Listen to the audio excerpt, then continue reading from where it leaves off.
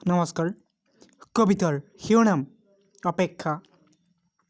অপেক্ষা মানেই যদি প্ৰাপ্তি হয়, তেন্তে বাট চাম তোমালৈ অহা জনমলৈ।